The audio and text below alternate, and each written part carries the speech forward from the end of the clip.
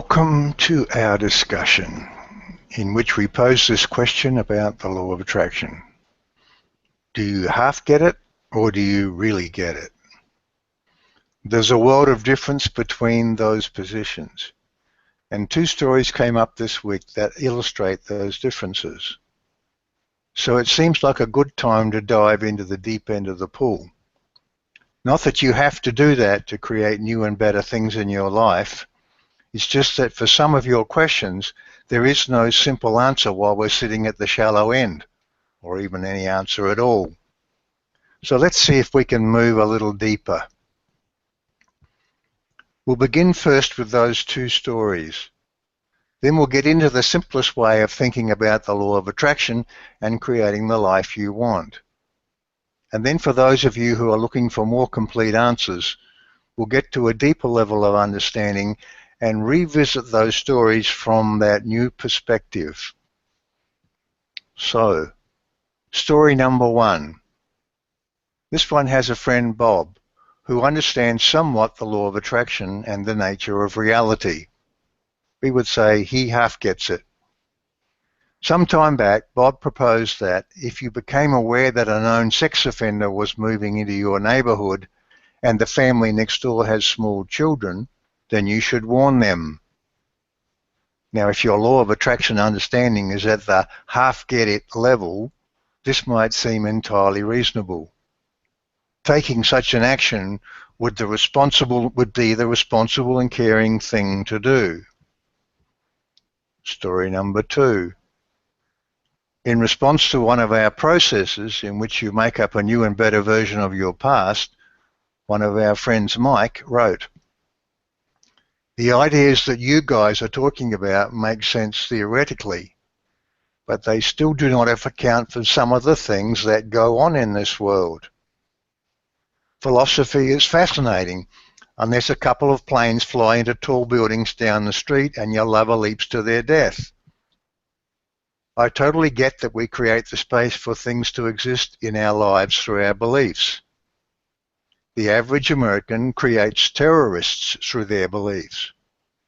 But changing the story about what happened is a stretch. How do you deal with that so-called reality when someone you care about gets incinerated?" We'll come back to these stories, but let's first get to the simplest level of understanding. All you really ever need to know about the law of attraction is always choose the better feeling thought. Now, no matter what your belief system is, there's little about that statement that's likely to cause you much of a problem.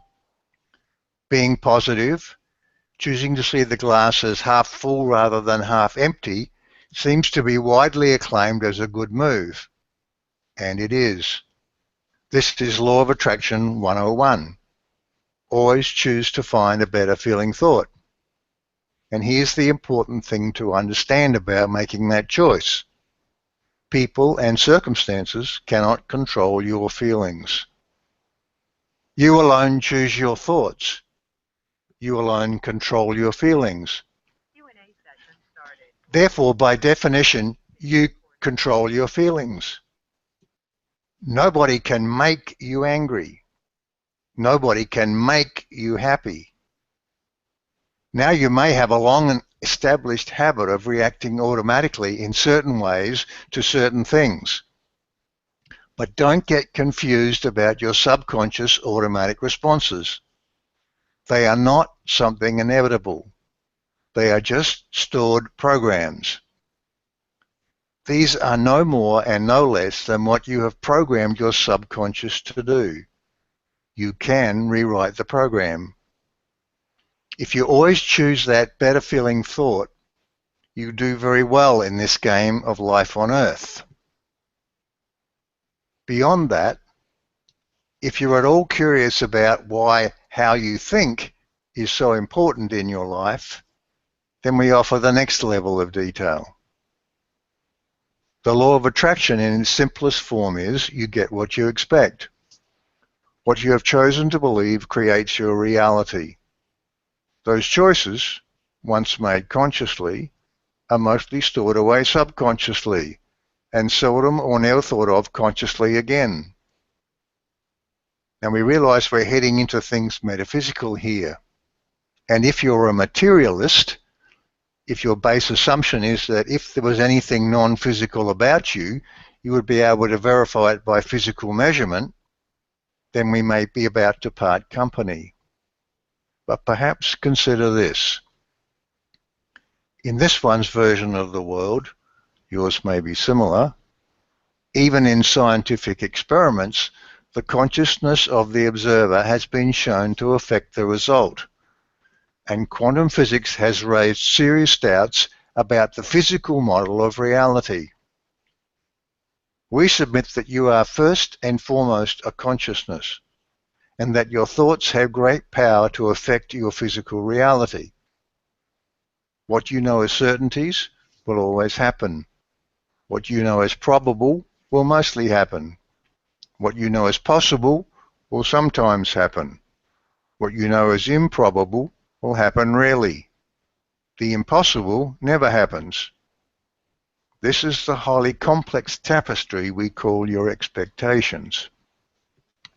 You may consider these expectations to be the result of you observing the world around you. But in fact, the opposite is true. You've had a lifetime of making choices about what to believe. By law of attraction, those choices have shaped your world. If you spend energy regretting your past or worrying about your future, by your focus on negative things, you create an expectation, and negative things occur. Here's why your feelings are important.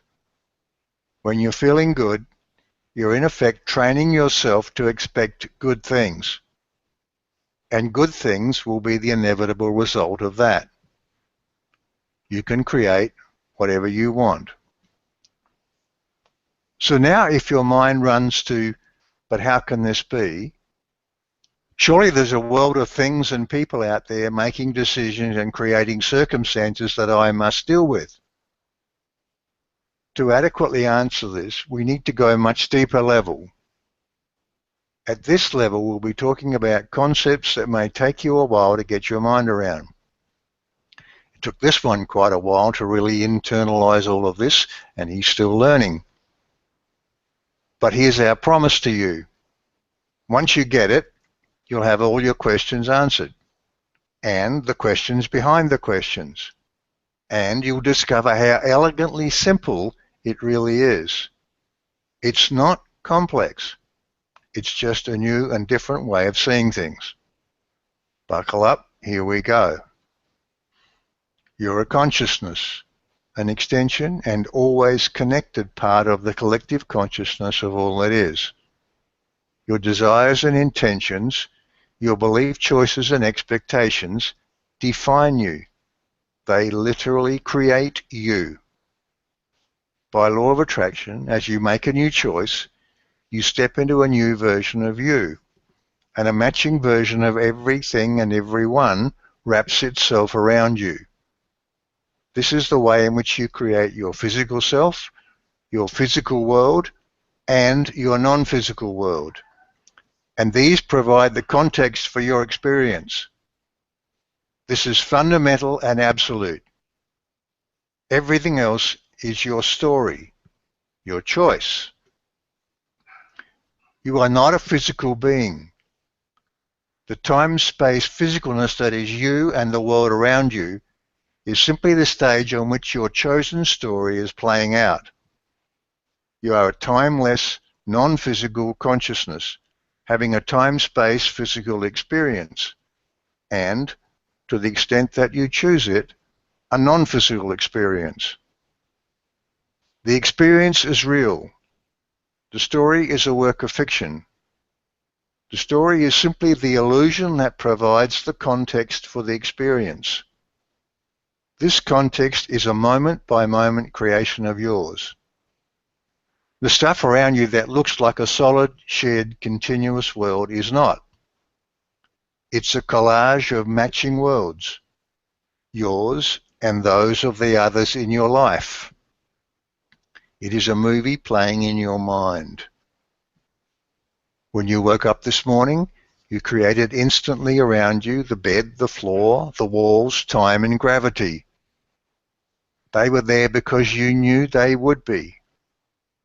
There was no energy, focus or attention required because this is what you expected. Not at a conscious level, but stored away in that tapestry of yours in the section called certainties. Are you beginning to see how powerful you are? Can you see that as you make new choices and expect the result to manifest, you step literally into a new version of reality, and matching versions of everything are attracted into this reality? You exist in many versions. When you choose to go left at the fork, you step into one version of your virtual reality, and in that version you will intersect with the versions of everything that match that version of you. Another equally valid version of you goes right at the fork, and on that path you intersect with a different set of matching versions of everything. Within the shape of the consciousness you've chosen, you're probably perceiving only one, but both versions simultaneously exist. Each version has its own matching versions of people and things. The miracle of the law of attraction is that these collages look flowing and continuous and real and believable. Such is the power of your expectations. And can you see how self-reinforcing they are? They come with their own life support system. Once you have chosen to believe something, the world around you conforms. And from a purely physical perspective, that world around you proves that you are absolutely right. Look, we know that when you've long practiced the idea of being in one world, it can be a bit mind-boggling to step back from that practice. But we encourage you to see that this new way of looking at things is not complex. It's just different. And you don't have to be able to envisage all those different versions. What's important is simply knowing that you are the decider. So now let's revisit story number 1. Bob feels it's his responsibility to warn the neighbours, to suggest that they be careful, perhaps to modify their behaviour and thereby minimise the chances of something bad happening. It sounds perfectly reasonable until you understand what's actually going on. The only relevant question is Bob heading into a feel-good situation or not? It's possible, but perhaps not likely, because it's a tricky subject on which to have an uplifting conversation. If the result is that the neighbours live more in fear, then whether they modify their behaviour or not, they will be attracting more of what they do not want, whether from this particular threat or from something else. From Bob's perspective, while we're not suggesting he's necessarily consumed by worry and fear, we are suggesting that since this is what came to him as an example of something a compassionate person would do, it must be somewhat in the foreground of his thinking.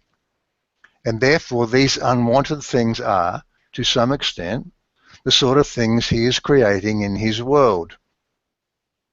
If somebody undesirable appears in the neighbourhood, that will be because Bob believes that it's possible, and because he is sufficiently vibrating in the area of things not wanted that he is a match to that.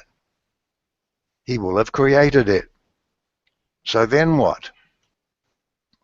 Let's suppose that Bob really gets this law of attraction stuff. If he does, but still cannot shake the idea that he must warn the neighbours, then he should do so. But the motivation will be quite different. He will be recognising that what he needs to do is feel better. He might also recognise that the effect he is trying to create with his neighbours is that they also feel better. Nothing else matters. Ultimately, of course, all that he needed to do to create harmony in his neighbourhood was to imagine that peaceful place into beingness and step into that version of reality. But if the dominant vibration is guard against, then no amount of taking action or giving responsible warnings will prevent unwanted things from occurring. In story number 2, Mike is making a distinction between things in his past and his present that he is holding as real and things that can be changed. Well, of course, none of it is real. His words were, things that go on in this world. Well, things don't just go on in this world.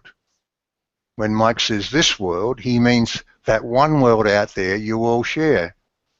And there is no such world. Things go on in your world, the virtual reality you're creating, within the boundaries you set by your expectations. All of it is an inside job, by which we mean it's not out there external to you. As we said earlier, you can think of it as a movie playing in your mind, and everything and everyone in it is faithfully following your screenplay. There are no terrorists in your past, present, or future, except those you create by choosing to believe them into existence. There is no average American whose behavior you can cite in order to explain how things are. There is no one version of the CNN nightly news, and the sun only rises in the east because that's what it says in your screenplay. If you ask us how and why things happen this way or that way in your world, as Mike did, for example, with a question about Holocaust survivors, we will say, it's your story, so you will have to tell us. And if you have no answer, we would further say, then there is no answer that exists until you make a new belief choice and fill in the blank space. We want to repeat that, because if you can get this, then you truly have got it. If you ask us how and why things happen this way or that way in your world, we will say, it's your story, so you will have to tell us, because only you can answer that. And if you have no answer, we would further say, there is no answer, because you and you alone are creating your world second by second. If you think someone in your world might have the answer, then you might find that person and that answer you're looking for. You might read, studies have shown, and choose to believe what you read. And if you do, all you have done is simply filled in some of the blank spaces in your existing screenplay.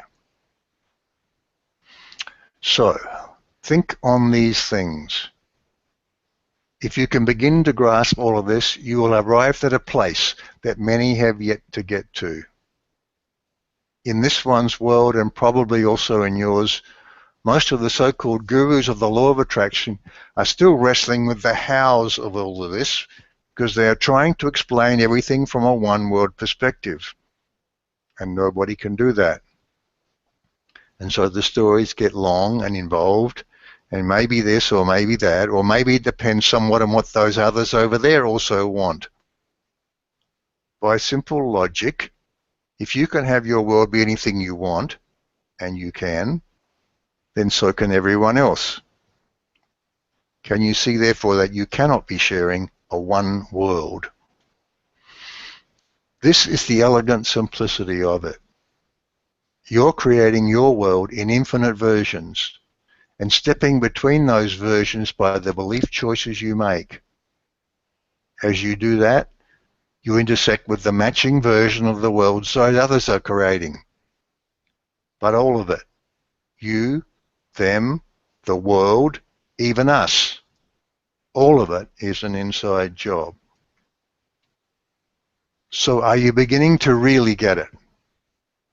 Half getting it is not an easy road to be on, because on that road there are no simple answers. But when you really get it, your questions take on a different shape. Now the task becomes, how do I create new probabilities in my expectation tapestry and new certainties? And that is the task we will be spending more and more time upon as we intersect with you here on this path. We look forward to your questions. We enjoy our interactions immensely. You are creating us in your world even as we are creating you in ours. Let's dance. This Hangout on Air was our introduction to the theme for the week. Robin usually brings through Torah on Saturdays, I do it on Tuesdays, and Rachel on Thursdays. And sometimes we have open calls like this, and Robin and Rachel, and sometimes myself, channel Torah all together. Well, not all at once, but we take turns. So, we have some excellent calls coming your way. If you're really, really interested in understanding the law of attraction and you're really ready to change your life, and here's a special offer. Purchase a one-on-one with Torah at a 50% discount and receive 2 free months of membership. This is a wonderful opportunity for you to take the next step to making the changes you want. That's only $24.75 for the first 2 months, and then just $29.70 thereafter. Why wait? This is a wonderful opportunity for you, and the one-on-ones with Torah are uplifting, inspiring, and really will help you get on your way. You can have all and any of your questions answered. So we look forward to hearing from you. So we are going to open up the floor now to Torah through Rachel, I believe. So over to you, Rachel and Torah.